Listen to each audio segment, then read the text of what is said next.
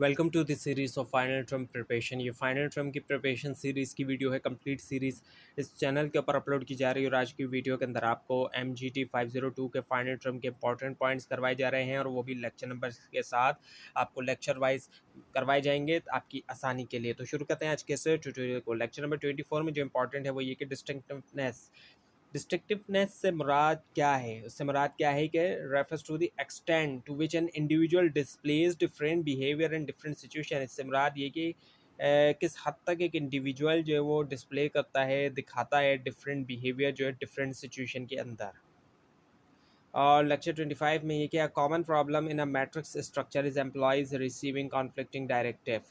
जो common problem देखने में आती है मैट्रिक स्ट्रक्चर के अंदर वो ये होता है कि एम्प्लॉयज़ रिसीव कर रहे हैं कॉन्फ्लिक्टिंग डायरेक्टिव्स, उनको डायरेक्शंस जो है वो कॉन्फ्लिक्टिंग मिल रही हैं। लेक्चर 27 में कि anger at being unfairly accuse of wrong doing is an example of an attitude. गुस्सा आना अनफेयरली अगर एक्सक्यूज़ किया गया है गलत करने के लिए, ये एग्जाम्पल है, एटीट्यूड की एक एग्जाम्पल है। और लेक्चर 28 में ये कि meeting is not one of the stages of group development. Meeting जो है वो ग्रुप डेवलपमेंट की स्टेजेस में से एक ऑप्शन नहीं है। इस तरह का MCQs आ सकता है आपके पास। लेक्चर 29 में ये कि likely issue in a matrix structure that employ receive conflicting directives. क्योंकि जो मैट्रिक स्ट्रक्चर होता है इसमें एम्प्लॉय को एक से ज़्यादा जगह से डायरेक्शन मिल रही होती है, तो वहाँ पर क्या होता है कि मैट्रिक्स स्ट्रक्चर में एम्प्लॉय रिसीव कर सकता है कॉन्फ्लिक्टिंग डायरेक्शंस। लेक्चर 30 में कि resource allocation is not considered a core topic of organisation behaviour. इसको और रिसोर्स एलोकेशन को कोर टॉपिक के तौर पे नहीं कंसिडर किया जाता ऑर्गेनाइजेशन बिहेवियर के। और लेक्चर 31 में क्या, की strength of the matrix structure its ability to facilitate coordination.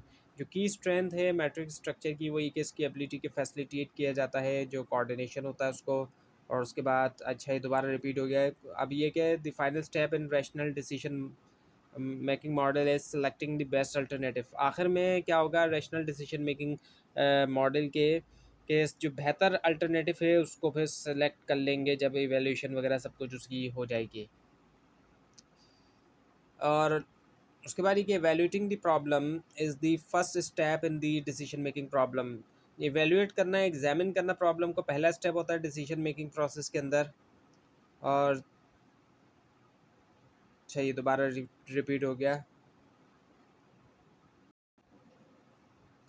अब लेक्चर 37 में ये कि N example of an attitude is the inclinations toward attitude and behavioural change of the workforce. एक जो एग्जांपल है एटीट्यूड की वो क्या है, इंक्लिनेशन होना, झुकाव होना एटीट्यूड की तरफ, और जो बिहेवियरल चेंज आता है वर्कफोर्स का। अब लेक्चर 38 में कि कॉग्निटिव डिसोनेंस थ्योरी जो है ये क्या करती है, प्रेडिक्ट करती है इंक्लिनेशन जो है किसकी तरफ, एटीट्यूड की तरफ। और जो बिहेवियरल चेंज होता है वर्कफोर्स में उसके लिए कि teaching focused on fundamental liberties and privileges emphasise the concept of right. Teaching focus जो है फंडामेंटल लिबर्टीज़ और प्रिविलेजेस के ऊपर ही एम्फसाइज करता है जो कॉन्सेप्ट ऑफ राइट्स है। लेक्चर 39 में एक Douglas McGregor proposed theory X and theory Y. जो theory X and theory Y का कॉन्सेप्ट दिया है डगलस मैकग्रेगर ने दिया है। इसके अंदर थ्योरी एक्स वाला मैनेजर जो है एक नेगेटिव सोच रखता है एम्प्लॉयज़ के बारे में, जबकि थ्योरी वाई वाला एक पॉजिटिव सोच रखता है। उसका देखिए persistence is the quality of continuing और स्टेडीली डिस्पाइट प्रॉब्लम्स और डिफिकल्टीज। परसिस्टेंस जो है ये क्वालिटी होती है कंटिन्यू करने की स्टेटली डिस्पाइट प्रॉब्लम्स या डिफिकल्टीज। लेक्चर 40 में ये कि flexible benefits allows employ. Flexible benefits अब एम्प्लॉयज़ को अलाउ करते हैं to choose from a menu of benefit option के, चूज़ कर सकें मेन्यू जो है बेनिफिट ऑप्शंस में से। लेक्चर 41 में कि stimuli is not considered a factor influencing perception. Stimuli को नहीं कंसिडर किया जाता है एक फैक्टर के तौर पे जो कि इन्फ्लुएंस कर रहा है परसेप्शन को।